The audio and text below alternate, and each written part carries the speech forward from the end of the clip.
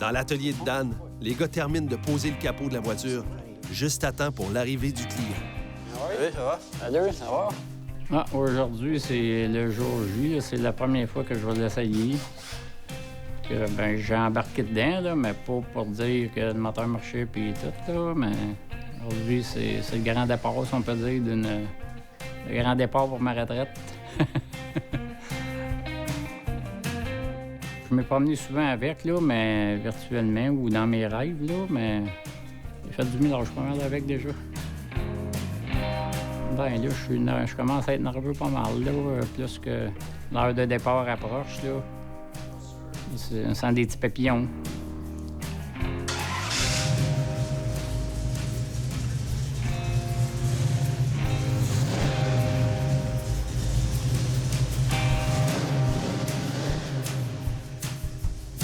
Ah, c'est un beau printemps, oui, c'est sûr.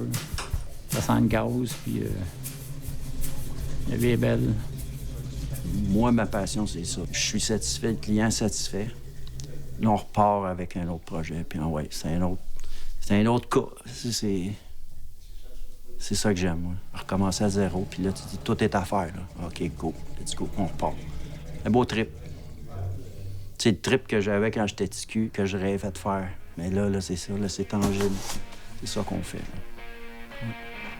Je faisais ça avec des Hot Wheels, là, je l'ai fait avec des vrais.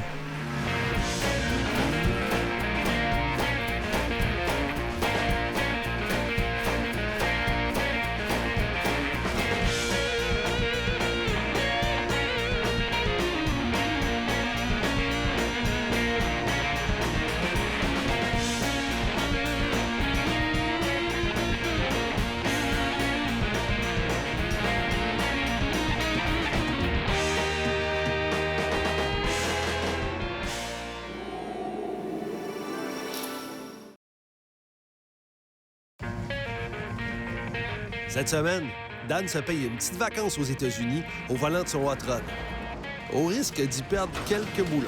T'as entendu le gling-glang? Arrête ça! Pierre se rend chez un collectionneur.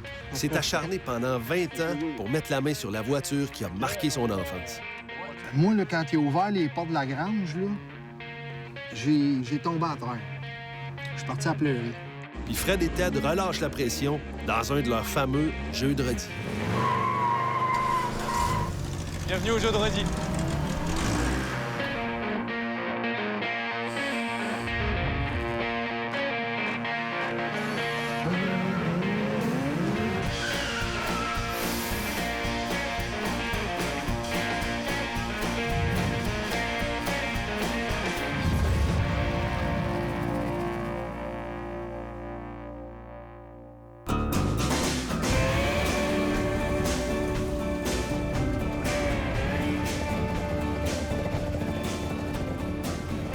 Passion et nostalgie. L'un ne va pas sans l'autre pour un grand nombre d'amateurs de voitures anciennes. C'est dans cet état d'esprit qu'à chaque printemps, Dan et Roger se donnent rendez-vous pour une balade de 800 km dans l'État de New York. Le but de ce road trip, se rendre à la piste d'accélération de Lebanon Valley près d'Albany pour assister à un car show de hot rod où l'action ne manque pas. Quand je vais là, c'est comme la première fois que je suis allé. Je rentre, je suis excité, puis je veux pas rien manquer. On est là une couple d'heures, là. Le temps de se faire bloquer les oreilles comme il faut, après ça, ben, on s'en revient. Dans le convoi cette année, il y a Dan, au volant de son pick-up Dodge 1937. Luc, dans son Ford 1932. Sylvie et Alain dans leur Buick Grand National 1987. Et Roger, dans son Chevrolet 1937. Un modèle pour lequel il y a un attachement bien spécial. Quand j'étais petit cul, dans mon coin, il y avait une voiture identique. Puis je connaissais le propriétaire, puis je l'achalais souvent, puis à un moment donné, il m'a fait un tour, tu sais, là. Puis c'est sûr, quand t'es enfant, tu capotes là-dessus, hein. Fait que ça m'a marqué beaucoup, là. Fait que les deux voitures, quand j'étais jeune, que j'ai trippé dessus, je les ai possédées. Mettre la main sur un spécimen tant désiré, c'est une chose. Mais lui redonner une nouvelle jeunesse, ça en est une autre. Je l'ai depuis 1995. Ça fait 20 ans cette année. C'est ma première saison complète que je vais faire, mettons, là. On travaille sur toutes les bazous des autres, on n'a pas le temps de travailler chez les autres. c'est un peu ça. Quand tu dures un projet long de même, bien, tes goûts changent. J'ai changé 3 fois le différentiel, j'ai changé 3 fois le moteur, le château était dans le garage. Puis à un moment donné, tu te dis, bon, ben, ouais, je suis rendu là, il était à veille de rouler, là, il me manque telle chose, je me paye la traite, là, tu sais, là. Fait que c'était un peu ça. Aujourd'hui, Pierre a rendez-vous avec un gars qu'il connaît bien. Un collectionneur passionné pour qui il évalue les voitures depuis plusieurs années. Hey, salut Pierre. Salut Mario! Comment ça va? Ça va bien, toi? Oui. Tu changes pas, Colin. Moi non plus. Cette fois, Mario a un projet très spécial à lui faire évaluer. Fait que ça, c'est le taux de mon grand-père. Les parents sont fiancés là-dedans. Là, mais la carrosserie, quand même, assez bien pour une voiture d'avant-guerre. Écoute, ça a quand même 85 ans, là. Oui. J'en ai plusieurs voitures anciennes, tu le sais, mais j'en ai fait faire beaucoup. Mais celle-là, j'aimerais ça peut-être comme encore plus m'impliquer. Tu sais, c'est celle de mon grand-père. Ça me touche. Ben, il y a un petit peu de valeur sentimentale là-dedans, donc mettre un petit peu plus d'heures, je pense que ça te... J'ai trouvé des lunettes dans le banc. Des lunettes de ton grand-père. Des vieilles lunettes. C'est incroyable. Moi, je les ai enregistrées. Quand mon grand-père il l'a vendu, le monsieur ne l'a jamais transféré. Oh, ça, c'est un gros plus. Il m'a redonné les enregistrements signés par mon grand-père. C'est assez extraordinaire que tu l'aies retrouvé après tant d'années, là. Oui, ça a quand même pris... ça a pris 20 ans. Le monsieur, il m'a dit que j'étais la personne la plus tenace qu'il a connue. Je l'ai vraiment impressionné parce que pendant 20 ans, à tous les ans, j'arrêtais de le voir, puis il me disait qu'elle n'était pas à vendre. Puis là, moi, je continuais. Puis là, en tout cas, en dernier, on s'en parlait même plus. Fait qu'une journée, je t'ai arrêté de le voir, c'était au mois de septembre. Fait que je t'ai arrêté de le voir pour lui dire bonjour, puis tu sais, comment que ça va? Puis fait que là, il me dit, t'es-tu prêt pour le projet? Puis là, il me regarde avec un sourire. Puis là, je dis, le projet, là, le projet, là. Il dit, ouais, le projet. Il dit, le Victoria 31. Oh! Et là, je bégayais, là, j'en revenais pas. Oui, je suis prêt, tu sais. Quand il a ouvert les portes de la grange, là, j'ai tombé à terre. Je suis parti à pleurer. Puis là, écoute, je tournais en rond, je tournais à l'entour du char, là, puis j'étais tellement content d'enfin mettre la main dessus, tu sais, puis de dire, hey, ça, là, c'est l'auto de mon grand-père. Mes parents se sont fiancés dans cette voiture-là, tu sais. Puis toi, tu t'es promené dedans aussi, là. Quand j'étais petit, là, oui, je me suis promené avec. Moi, mon grand-père, là, tu sais, aujourd'hui, t'es quasiment un criminel, là, quand tu fais ça, mais dans le temps, là... Je tiens une pédale, toi, tiens le volant. C'est ça. Fait que, moi, ça, là, je vois, tu sais, le film tournait, hein. Fait que, là, tu sais, moi, elle était belle.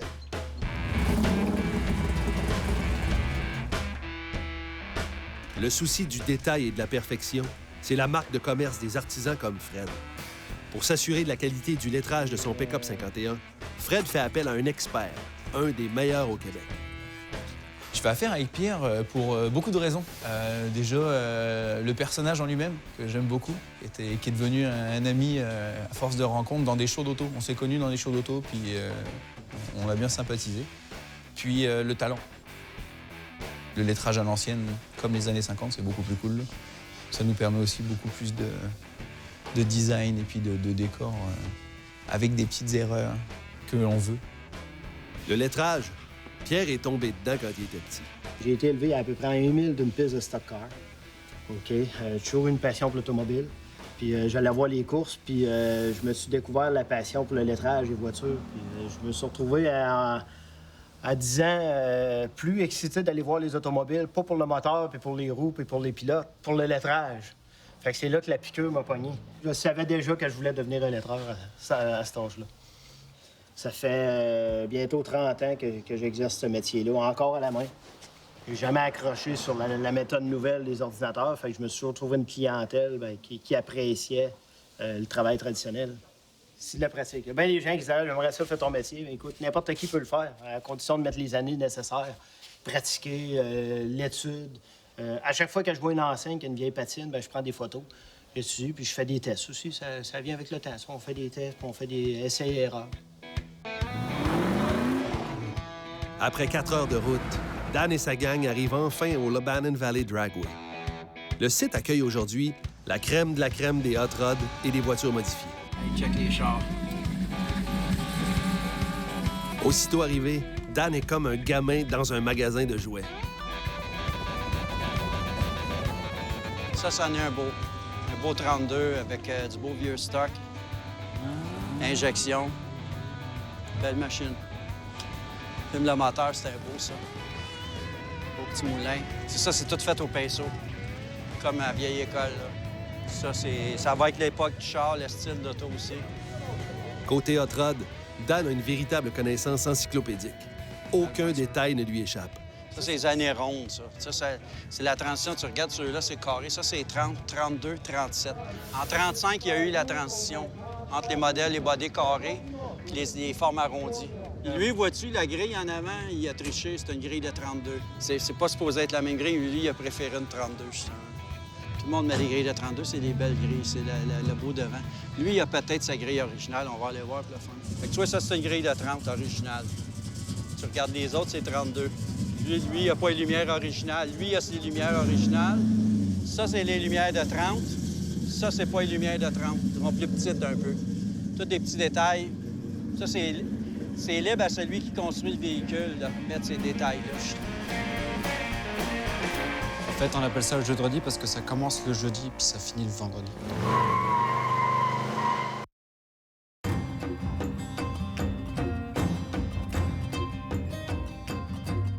Dans l'atelier de Fred à Laval, Pierre est à mettre la dernière touche au lettrage du rad rod. Si t'en rajoutais une ici, ça serait air cool. Oui, ça fait trop chargé ça. Ouais, ça fait du stock quand même. C'est du stock, hein? Peut-être qu'on pourrait le mettre ici, c'est un coup. Ouais. Le truc que j'ai fait la semaine passée, là, c'est un 63, mais j'ai mis du stock là aussi. Là, ça peut être cool aussi. Ouais. OK. Il reste à donner au lettrage le même look vieillot du véhicule.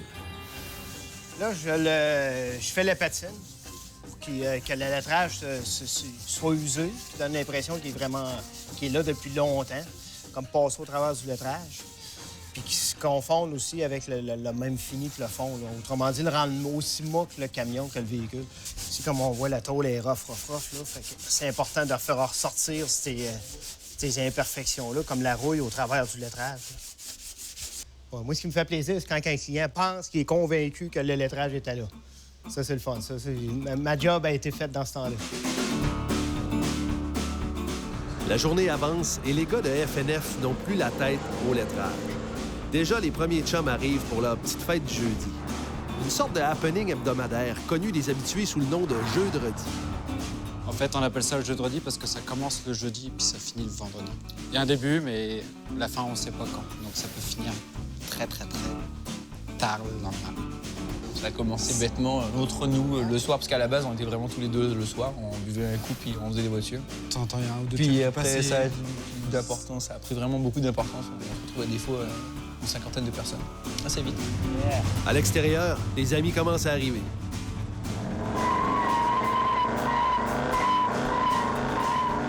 C'est un Chrysler Newport, 1969, convertible. C'est pas une voiture d'exposition de concours. Là. Moi, mes véhicules sont pas parfaits, mais on appelle ça des drivers. Là.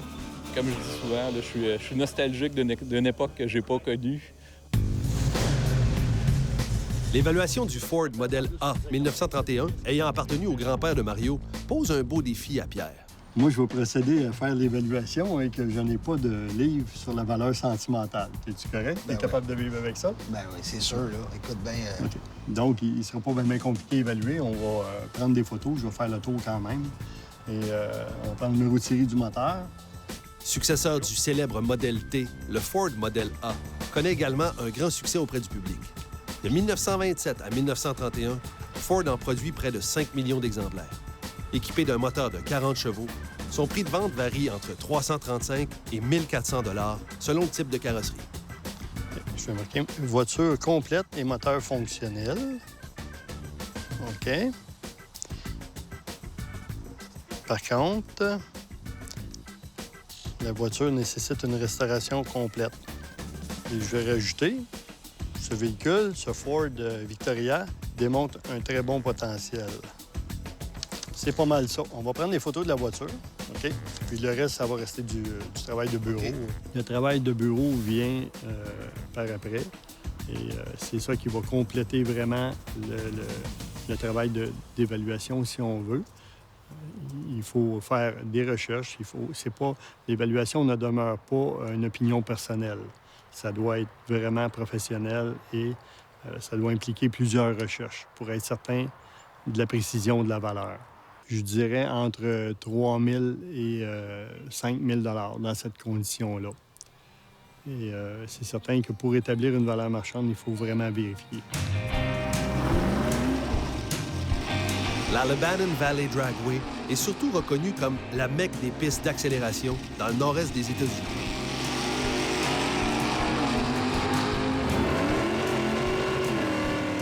Ah, quand ça bûche, là, c'est le fun. Le son, tu sais que c'est puissant, là. C'est la mécanique. J'aime ça. Quand tu es à côté de ça, ça bûche, là. Ça fesse. Là, c'est pas des moteurs de tondeuse. On a l'impression de se retrouver comme dans les années 60, là, tu sais, là. L'odeur, tu sais, là, l'odeur du fuel, là, puis des pneus, là, tu sais, là. Ça s'explique pas, là. On a ça dans les veines, là, tu sais, on est intéressé à ça. L'idée, c'est d'aller voir de la vieille machinerie, de la vieille équipement d'époque, là, des années 50, 60, 70. Tout s'est développé à cette époque-là.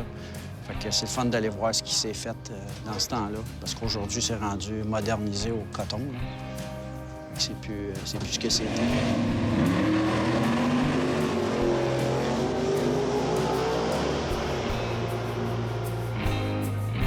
Ah ben, envoie à la maison. Bye. Après s'être bien rincé l'œil et les oreilles, un bon 4 heures de route attendent Dan et ses amis. Sans compter les pépins qui peuvent survenir en chemin. C'est la barreuse du distributeur qui... On a taponné pas mal après, hein. Puis pour moi, je l'avais pas barré comme il faut, puis elle est partie.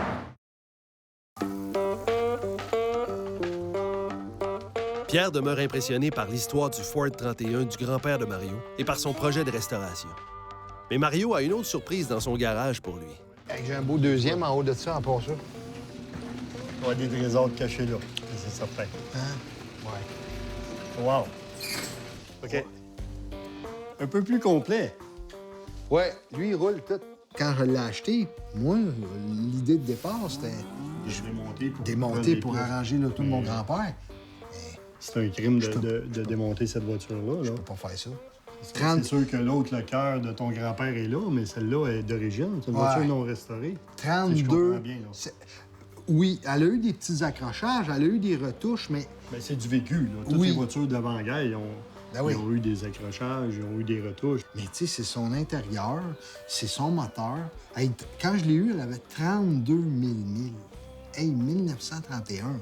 C'est pas beaucoup, ça. Il y en a pas de ça. Ça fait pas 1000 milles par année. Quand tu arrives avec une voiture d'avant-guerre qui est non restaurée, avec la peinture d'origine, même à 50 c'est extrêmement rare. Ouais. Elle a quelque chose que les autres ont pas. Non, faut qu'elle reste dans son jus, cette voiture-là. Faut que tu la laisses comme ça. Écoute, dans son jus, ça veut dire qu'elle est dans son originalité pratiquement complète. OK. 35 000 milles. Ah, vraiment d'origine. Vraiment d'origine. On voit les hausses de filage d'origine. C'est vraiment impressionnant, Mario. Les fils de bougie d'origine ou d'époque, s'ils ont été remplacés, c'est vraiment dans ces années-là.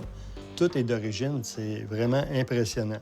Tu vois vraiment que cette voiture-là n'a pas été restaurée. Ah, mon Mario, tu veux que je parle? Ah oui, je vais entendre fonctionner le moulin, comme on dit. OK. Tu vas voir s'il tourne bien pour ça.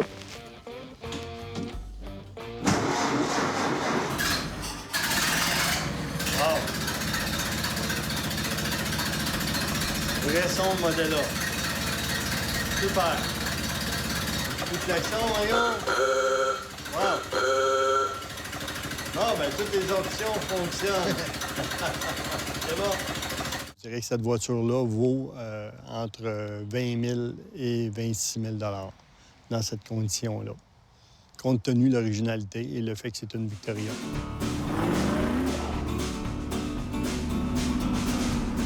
Le retour de Dan et sa gang vers la maison se passe sans problème.